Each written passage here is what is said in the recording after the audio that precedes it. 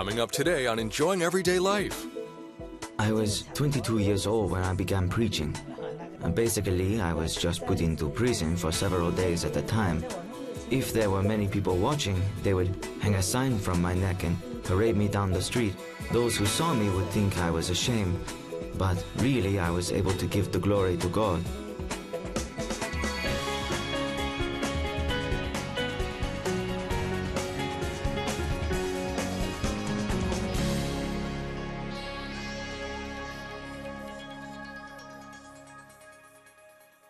Well, hello, and thank you so much for joining us today. We hope to show you today the difference that you can make in the lives of Christians in China. These precious people still suffer persecution for their beliefs. Watch this fascinating report, then I'll be back to share some more.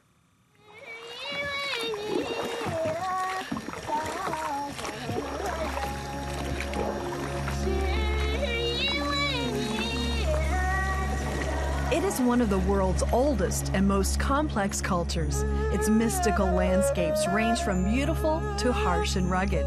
From the remote Tibetan region to the bustling cities, this is China. It's a country of 1.3 billion people. Many, especially those in remote Tibetan regions, have never heard the name of Jesus Christ. Chinese Christians live in oppression, so they've learned to meet in secret, in homes or office buildings called house churches. They travel long distances for Bible training in secret locations. These discipleship facilities equip them to spread the good news all over China. God calls us to go into every part of the world and share the love of Christ. Well, every different nation has its own challenges, and the challenges here in China are many. We have learned that it's very important as a ministry to work hand in hand together with other ministries to be the most effective we can be, and that is particularly true here in China. It's also a little bit difficult because much of the work is happening here, but there's really very little that we can tell you about. You see, the security of the people that we work with here is very, very important. But you will definitely understand by the time we're finished here that God is moving in powerful ways, and you can be part of it. For several years, Joyce Meyer Ministries has partnered with a missionary organization called Target Ministries. To do their work, they must operate under what they call a cover, a business front that conceals their main objective, bringing the gospel to unreached people groups in China. Our main contact is this man. We can't show you his face, and we've disguised his voice and changed his name. We'll call him John. Contrary to what some people hear in the news, there's not freedom of religion in this country. What they define as freedom is very, very limited. It means that if you want to go to the church that they say you can go to and listen to the pastor that they say is okay to preach, who's been trained in educational institutions that they approve, then you can reach people who come to your church on Sunday morning between 10 and 11. All other kinds of preaching and evangelism is not legal in this country. And so those who are pressing the edge, who are part of the thriving house church movement in this country, they're people of faith. Although China is more open now than in the past, there is still great risk of persecution. The leaders here are willing to take risks to be effective. They've already suffered humiliation, beatings, even imprisonment, so they feel they have nothing to lose. I was 22 years old when I began preaching. I was often arrested. It wasn't so bad for me. I wasn't beaten up. Basically, I was just put into prison for several days at a time. If there were many people watching, they would hang a sign from my neck and parade me down the street or stand at the intersection and let everyone see. Those who saw me would think I was ashamed, but really I was able to give the glory to God. Ling says that during the Cultural Revolution in the 1960s, more and more people became believers. Later, the government started the state-sanctioned church, called the Three Self Church. Since the Three Self Church started, we are against what some of the pastors are preaching, because they were the ones betraying us during times of persecution. The behavior is not good, so that is why we are separated from them when we meet for fellowship. This is why we have conflict between the house churches and the 3 self-churches.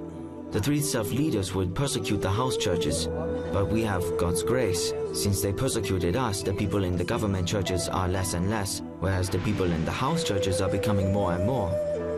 Now, a new generation of Chinese Christians is rising up, pushing the envelope, and developing creative ways to share Christ. The church is taking on a whole new attitude. You know, back in even 10 years ago, the church was more in a defensive mode. But what they're beginning to do is they're beginning to move into an offensive kind of a mind frame. And so they're saying, what can we do to really take our cities for Christ? What can we do to organize our people so that we can reach into remoter areas or unreached areas? They're even thinking about missions overseas. East of China, there are more Christian business people there. When they become Christians, they have influence among the business people. There's police, they become Christians, but they cannot tell people what they do because it's very sensitive. And also, there's people in central government, they're Christians now. I met a scientist from central government, and he's a wonderful brother now. The Chinese people are most effectively reached for Christ through personal relationships and books, which have had a tremendous impact on evangelism efforts here. Hand of Hope, the missions outreach of Joyce Meyer Ministries, funds the printing of 10 of Joyce's books in various dialects of Mandarin Chinese. Through Target Ministries, these books have made their way into the hands of key Christian leaders and people of influence throughout China. Target Ministries also offers discipleship training for those who want to be on the front lines of bringing Christ to their nation. Some of the books that we brought up and printed here are called Managing Your Emotions. I think many people have probably heard of or read the book. And it's a great book, and it teaches people basic things that we need to learn as Christians. And so we brought those books into the remotest of areas that you can imagine, among the minority tribal people, way up in the Himalayan mountains. They're cut off from most of the world. They don't have a lot of education, and they've never read other Christian books. And you're thinking, okay, are they going to be able to connect?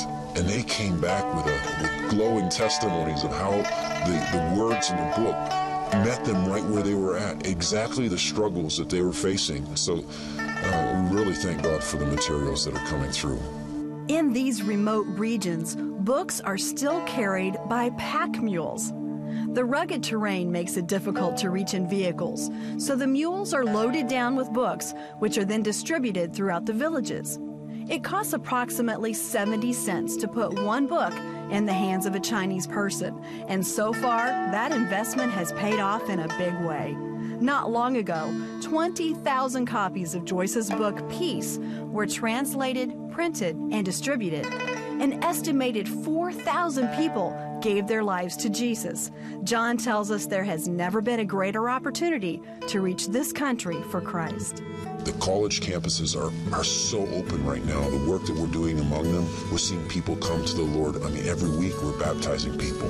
Many people have heard of the revival that's been taking place in the villages, and over the last 20 to 30 years, there's been tens of millions of people that have come to Christ.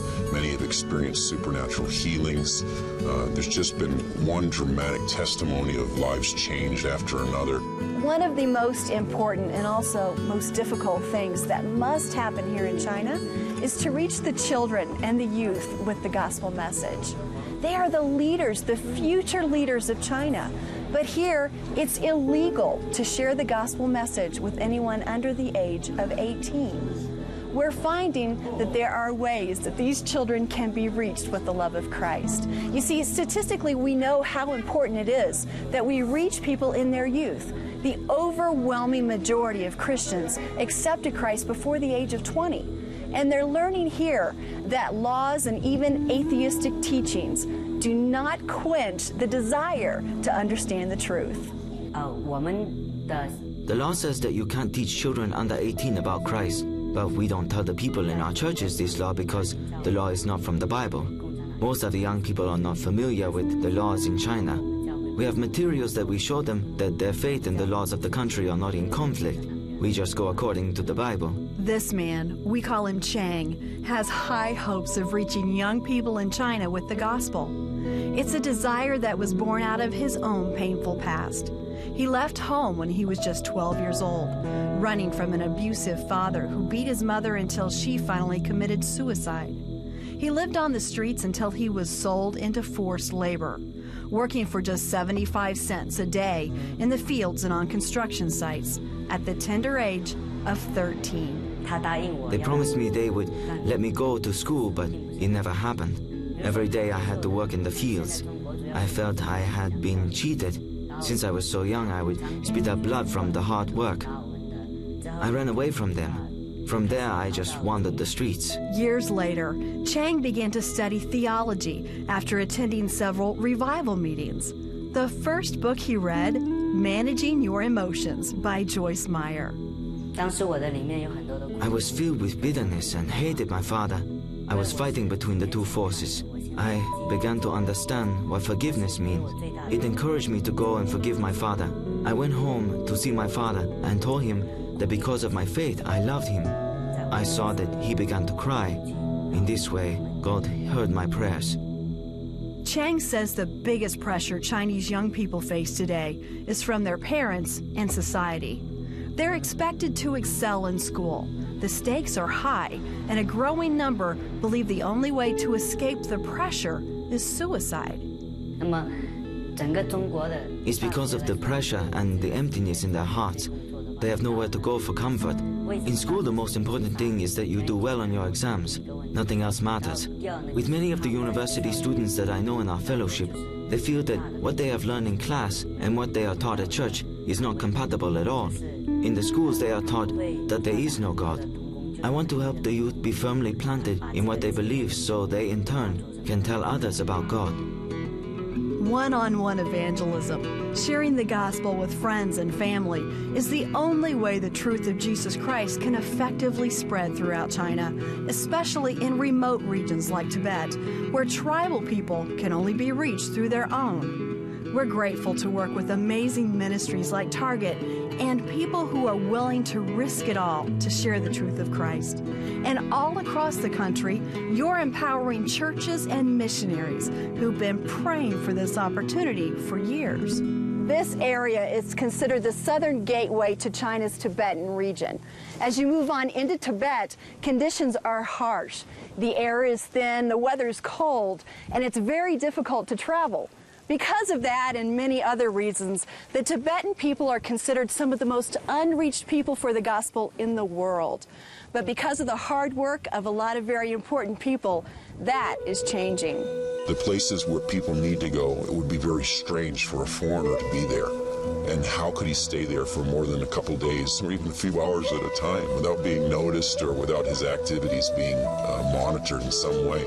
So for the local people to go in and to be able to do the work, they can exponentially do much more than we could ever do. So it's very, very important for this stage of the work in China to train people. They want to be trained. They're hungry for it. So just with the resources that Joyce Meyer Ministries is able to provide, we're able to make them and cause them to be able to go to the places where they want to go with the kind of training that they need to get there. And once they get there, they're able to be effective. One of the greatest barriers to the gospel is Tibetan Buddhism, a religion steeped in superstition that keeps its followers bound in fear. Fear that if they don't live up to their religious doctrine, they will return after this life in a lower form. It's all about, I have to pray these prayers, I have to spin this wheel, I have to put this flag on this high mountain, I have to give this offering to a begging lama. When they make a choice to follow Christ, they're making a choice that's against everything they've ever been taught, and many times they will face ostracization from their own societies, from their families, persecutions. They're being beaten by their families, and they really don't know how to face that. But they're standing strong because they've experienced Christ. They've experienced His freedom. Chi was a Tibetan monk for 12 years and carries a heavy burden in his heart to reach these people with the truth of the gospel. This is my greatest burden. All Tibetans believe in Buddhism. I especially have this burden since I studied Buddhism for 12 years and was also a monk. I had no power to change. The way I was the way I was. after believing in Jesus, I have totally changed. I want them to experience the same thing. When we talk about missions at Joyce Meyer Ministries, the possibilities of ways that you can touch people and help them are almost endless. From sharing the gospel with people who are trapped in the darkness of false religions, to physically helping people through feeding programs, medical outreaches, disaster relief, so many things all over the world. Would you please consider making a special gift to our missions budget? The gift that you give will make a difference, and it's so easy to help. Just go to the website, joycemeyer.org, or call the phone number on your screen and tell them that you would like to make a special gift towards our missions efforts. With your support, our church has been greatly helped. These materials are able to help us become more stable in our faith. So I hope you can continue to come and support us by giving us these materials, especially the materials for discipleship training. We want to thank all the partners at Joyce Meyer Ministries for the way that they're participating and involved, for the financial support that comes through Joyce Meyer Ministries to enable and empower us to be able to take the gospel into places that's never been preached before, but not only that, to be able to strengthen the church here. The tools that we're able to put into their hands are causing them to be able to do those things that they've been dreaming about. It's a tremendous day to be alive, and we're thankful for your partnership. You can share the love of Christ all around the world, and together we will work to share the gospel with every nation, every city, every day.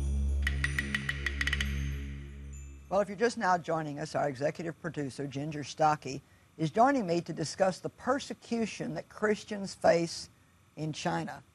Well, Ginger, you were actually there, so it's not just something that you're hearing talked about, but you've seen it firsthand. And so what's it like? What did you see over there?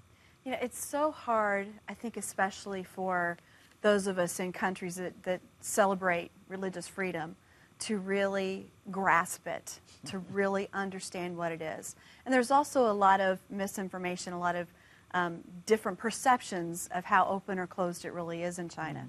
But just to give you an example, I've been there a few times and had the opportunity to be in a church service with an underground church, worshiping the Lord. Such a wonderful spirit there with these sweet, sweet believers. Yeah. And then having someone go, shh, shh. There's always someone at the door quieting you down if worship gets too loud, or if there's a concern that someone's coming. And I remember the first time that happened, you're like, oh yeah. You know, you almost forget where you are. You forget what it's like, that these Christians are living a totally different experience than we are. And just every time when I've come back to my own church, it just brings me to tears. Yeah. To realize that the blessing of the freedom that I have here, and also the persecution that other people are facing. And yet I think because of that, they appreciate what they have so much.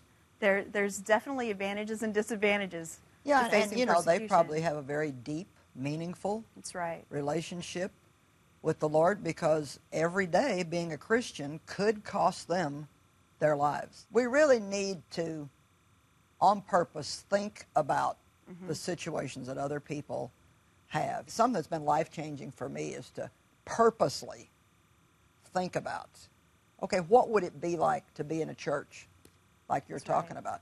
And what that does is it stirs up my heart of compassion then to help people. So what do you feel is one of the greatest needs there, and how can we help people? What can we do? You know, God has blessed us.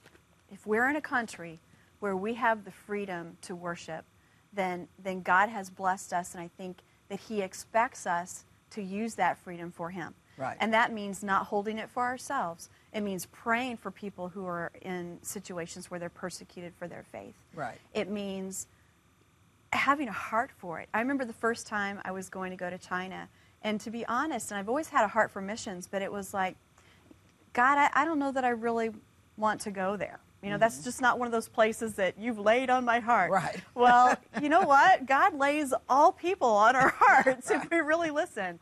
And then getting there and having that overwhelming weight of compassion for Christ for them. And so it's allowing that compassion to well up in us and then acting, whether he's calling us to give financially to a ministry that maybe we can't even name who's doing a lot of work over there, partnering with Joyce Meyer Ministries who's doing work, partnering with other people who are praying for the persecuted church. There's always something we can do. We feel like it's so far away, it's so distant, that it doesn't involve us.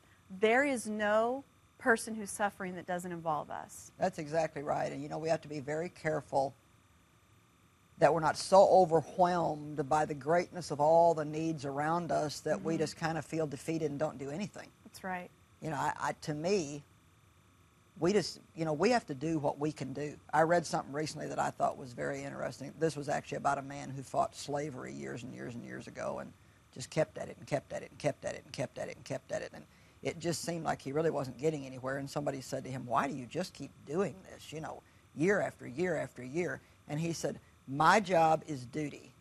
God's job is results. And you see, God's not going to hold us accountable to save all of China or to feed every hungry person in the world. But that's, you know, he's got to do that. But we have to do our duty. We have to do, and I don't even mean do it just as a dry duty, but it is our duty as believers in Jesus Christ to reach out to other people, to share the gospel with them and to help them in whatever way that we can help them. I have a real specific question. I notice here that you're talking about how some cult groups are kidnapping Christians over there and brainwashing them. What can you tell us about that? You know, there's a lot that's happening to the Christians there. You can go from one province to the next, one city to the next, and it's very different for Christians. Some will have a little bit of freedom, and some will have heavy persecution, and it changes a great deal. And, you know, we've just learned all this from working with the people who really know what's going on over there. But, yes, there are a lot of things coming against Christians. Of course, a lot of times their family will have nothing to do with them if they become Christians. Sometimes they'll lose their jobs. Sometimes they'll be in prison. Sometimes they'll be beaten. But another thing that happens is some of these other groups will actually kidnap the Christians and hold them and just continue to question and essentially brainwash until they reject Christianity. And so, you know, we need to be praying for strength for these people. We need to be praying for the young people. It's illegal to evangelize, period. But it's very illegal to evangelize to anyone under 18. Right. And they're being raised in a culture where there is no need for God, and it's weakness if you do have God in your life. We need to pray for them, and we need to be willing to do anything we can that God lays in our path that can make a difference for them. That's right. You know, recently someone that helps run our ministry in the Middle East gave Dave and I a little DVD of some testimonies that they had been able to get over there from some of the people sharing how the TV program there is really helping them. And he said, now, you have to promise me, though, that you will not try to use this on TV or share it publicly at all, because they could lose their life just for recording this testimony. Right. And he said this was a real act of love for them to you, to be willing to get in front of this camera and do this. And you could see while they were talking, they were, you know, it was very hard for them just to be still and pay attention to the camera. Just think about that. The fear that they're living in. I carried this Bible in here today, and, you know, I don't have to be concerned, well, if somebody sees me with this, I may get killed. And, you know, we hear these things, and it touches us, but I'd like to just finish with this scripture today. It says, if anybody has this world's goods, this is 1 John 3:17, the resources needed to sustain life, and he sees his brother and fellow believer in need, but closes his heart of compassion against him, how can the love of God live and remain in him?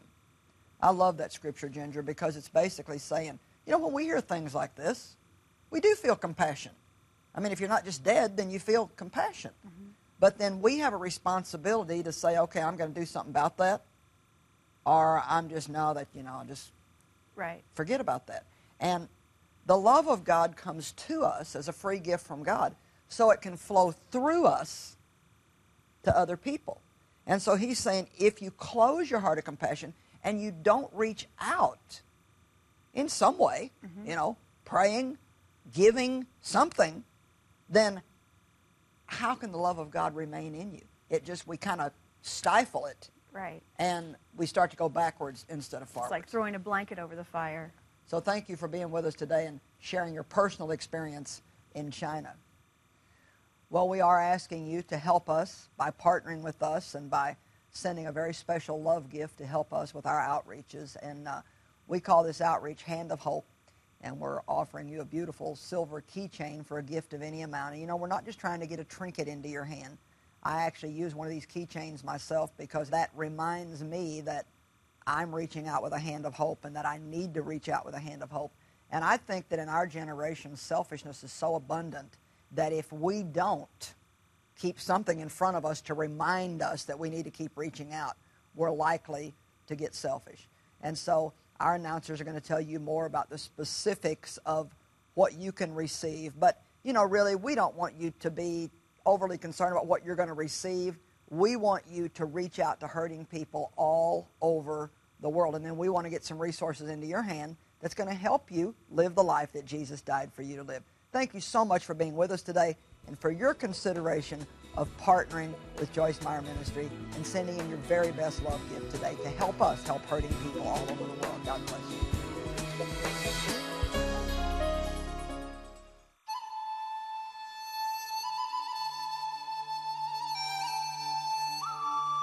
When we talk about missions at Joyce Meyer Ministries, the possibilities for ways that you can help people are almost endless. Things like sharing the gospel here in the Tibetan region of China, from different parts of the world to right at home in the United States. You can share the love of Christ with people who are trapped in the darkness of false religion. You can touch people physically through feeding programs where children are fed and educated with the gospel message. It's so easy to make a difference. Go to our website, joycemeyer.org, or call the phone number on your screen. As you make that special gift toward our missions efforts, know that you are making an impact in places all over the world. Thank you so much for your help. Today, we're asking you to give a special donation specifically for our Hand of Hope missions outreaches. Your gift will make an eternal difference in someone's life. Donating is simple. Just use the information on your screen or visit us online at joycemeyer.org.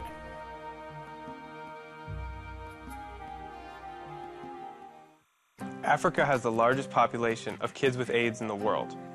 India is catching up. I am providing medical treatment for kids with AIDS in both. I can't help everyone, but I can help some. My name is John, and I am a partner with Joyce Meyer Ministries.